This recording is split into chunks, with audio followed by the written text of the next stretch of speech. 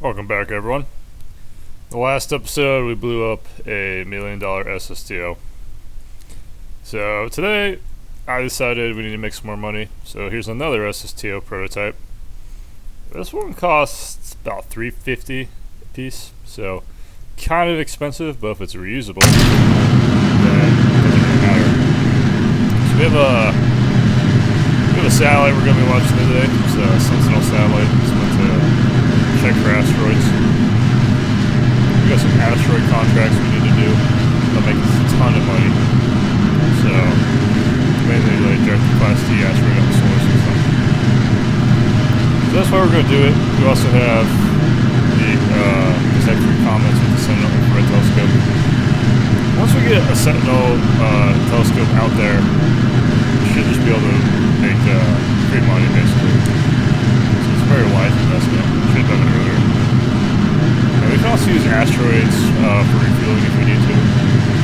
Usually the math, if it doesn't work out, costs one delta V to put it wherever you need it to go and capture it. Then you can get out, but we'll do some experience. Not really mess around with asteroids too much, so I'm happy to try it out. Since we're kind of delta V constrained, I'm going to go with a pretty aggressive ascent profile on this one.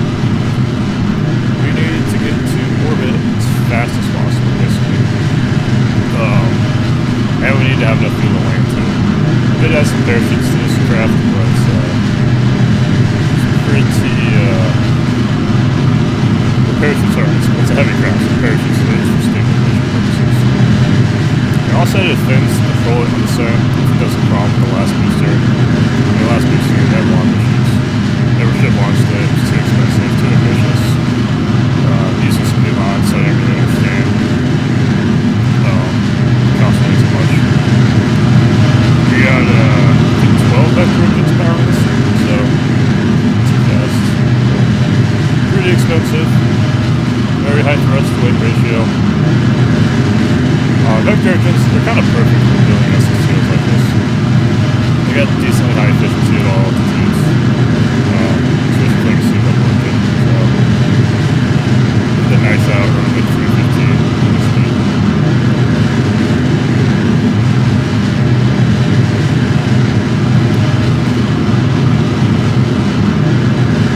The payload on this is a little bit lighter, but just for testing out purposes. Alright, looks like we might hit orbit. We're kind of low in the atmosphere, so the drag might really come back to bite us, but we do have a relatively high oscillus. So hopefully we can just kind of coast out of the atmosphere before the drag drops our oscillus too low. Small circularization burn, and then landing. Oh, also, we have a refueler stuck in orbit. It's in a terrible orbit, and I think it's missing a part too, so I might go put that like on the MUN or something though. Just meet it on the MUN or refuel it there, or fix it there. Do we have a MUN mission? I think we have to plant a flag on the MUN. I also gotta do Burry's travel itinerary.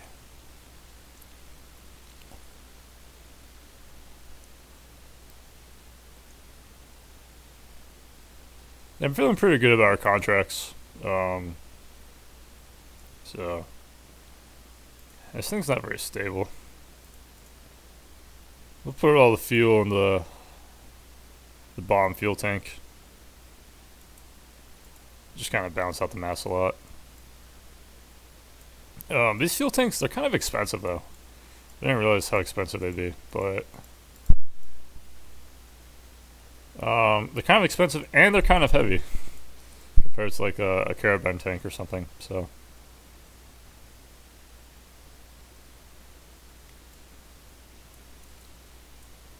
So far, I think this craft might be a little bit low on fuel, so I might expand its height a little bit. Kind of suffered from the tyranny of the rocket equation, where the more fuel you add, the more fuel you have to push up, it just gets more expensive, more heavy. And also if the reuse cost on this vehicle is too high, then it won't be viable economically. The reuse cost on the old Carabine tanks is favorable. Like when I built like a SSTO, the Carabine tanks is favorable, so I think we will. I think we'll try out a Carabine SSTO. It's just a little bit cheaper. One thing about the Carabine SSTOs is they're just a little bit too small. I think we're going to get relatively similar performance out of this one for like twice the cost, so it's not worth it. And the reason for that, I think, is because it's just a little bit heavier, a little bit higher drive mouse. But we shall see. And deploy the fairing, save us a little bit of weight. Let's get this guy into orbit. Actually, I think I might just do a sub-orbit on this one. Have the satellite go the rest of the way on sound power.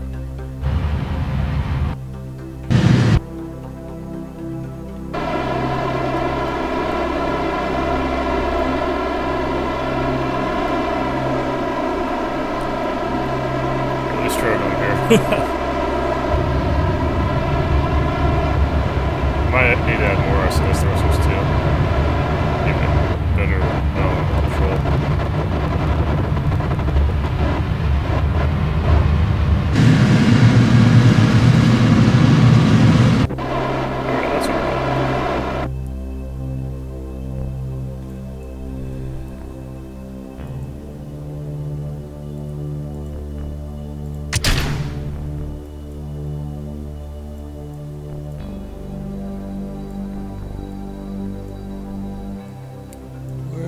Solar panels. I thought I had a solar panels this thing. I guess I forgot. Yeah, so big rocket for kind of a small satellite. This thing only weighed like 6 tons, but I wanted to test the rocket design out.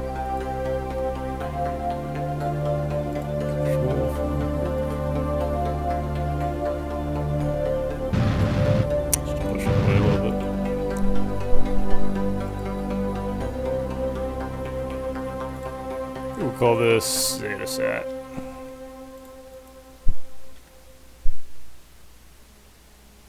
Alright. Let's warp to our periapsis, or I guess our apoapsis.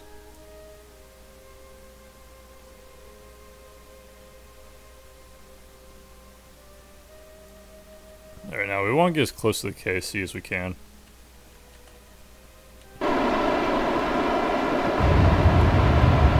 Drop our orbit to. I'll drop our periapsis to just below the atmosphere.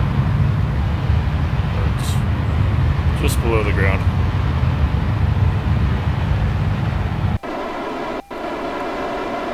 Submission. And now time for re-entry.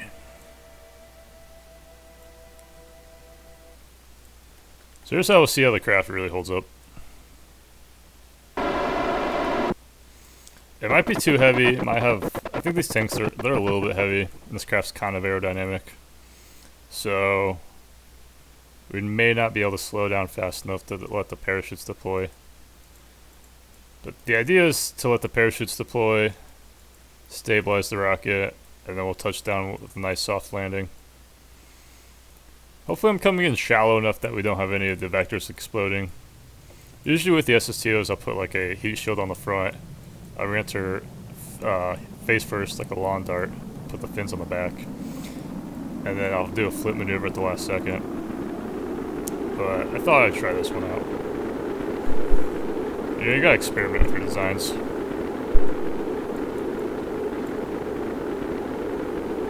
That was just in real life though. These guys would be protected. Alright, we're getting a lot of heating, so I'm gonna start trying to control the rocket.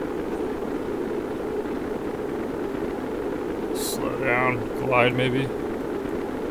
Overshooting. I think we re-entered way too early. Yeah. Definitely need to slow down.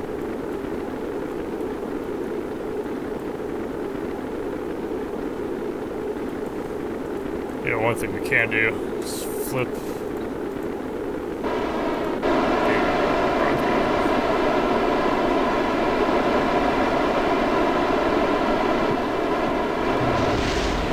What's that?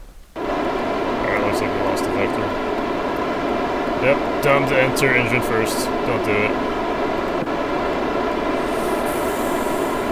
Alright, looks like we're gonna lose a few more.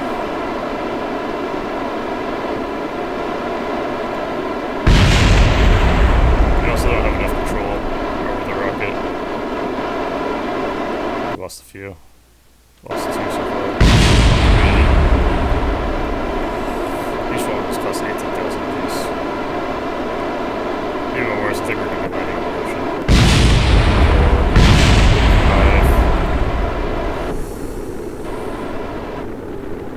5. At least it'll lower our mass. Coming in way too hot.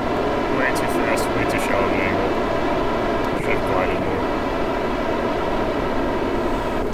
Kind of using the rocket to help fly, as you can see. Yeah, we're coming in way too fast though. Not slowing down nearly enough. Alright, bring everything. Yep, it's a bust. This rocket's $300,000. Crappy rocket. It broke this one. Guess we'll just go back to the old carabine tank. I might go into the config files and mess with the mass properties of those fuel tanks at the cost. Make them more comparable to the carabine tank.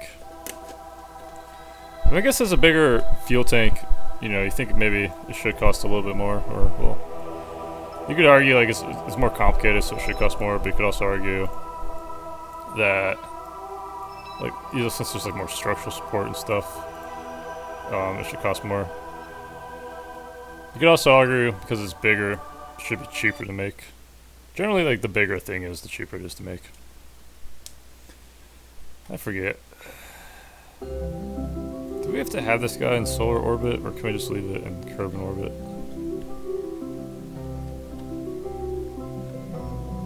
Yeah, let me ask Grok real quick.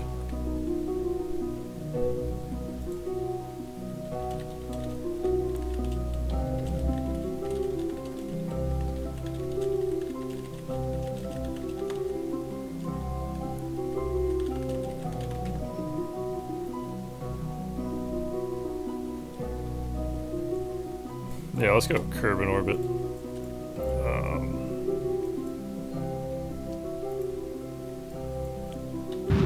Should be able just to exit from here. Go sunward. I think in real life, they generally like to put a lot of satellites like these, like this is an infrared satellite. They like to put it in the shadow of the planet if they can. Kind of hard to do. You could also put it, like the L3 point is generally a good spot. The range points. That's where they put the James Webb telescope in the L3, which should be like right around here. I don't think it's actually shielded by Earth's shadow that far out, but it's got a big sun shield. You can see like this thing, it's got like a little bit of shield covering it. Infrared cameras, they need to be relatively low temperature to operate effectively. So,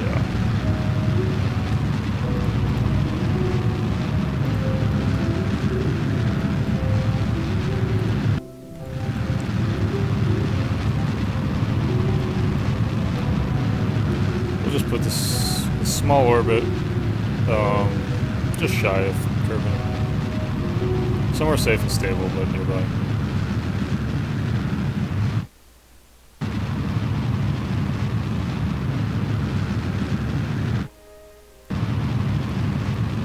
Kind of a weird eccentric orbit. Alright, fly away. Let's see. Start. Alright, let's get a solar orbit.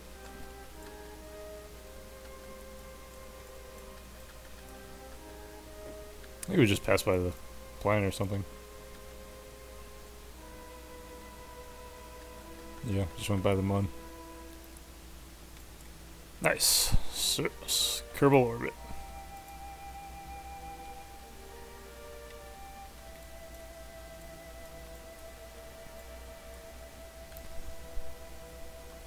And we'll just go to our periapsis real quick.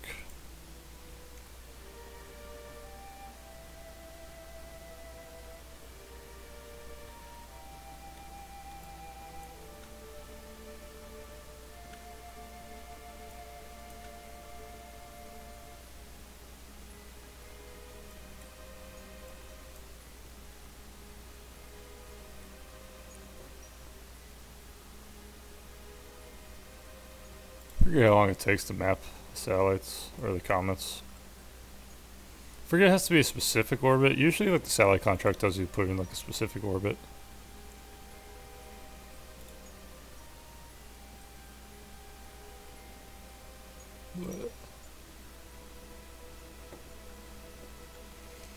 Since we're getting close to our periapsis, start the periapsis burn, just so we don't intersect Kerbal's orbit anymore. I think I'll reclassify this as a probe too, instead of a relay.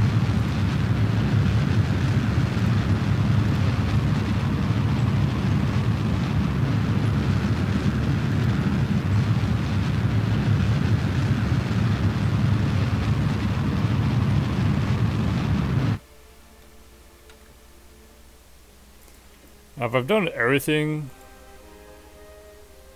successfully, we should be observing satellites soon.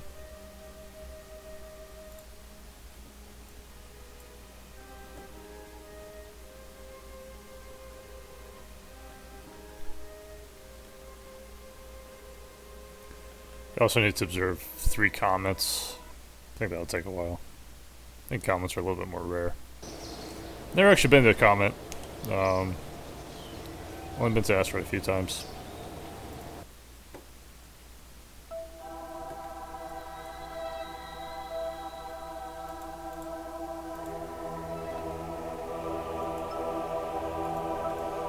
Alright, I'll catch you guys next time for the next episode. We may go to a comet, we'll see.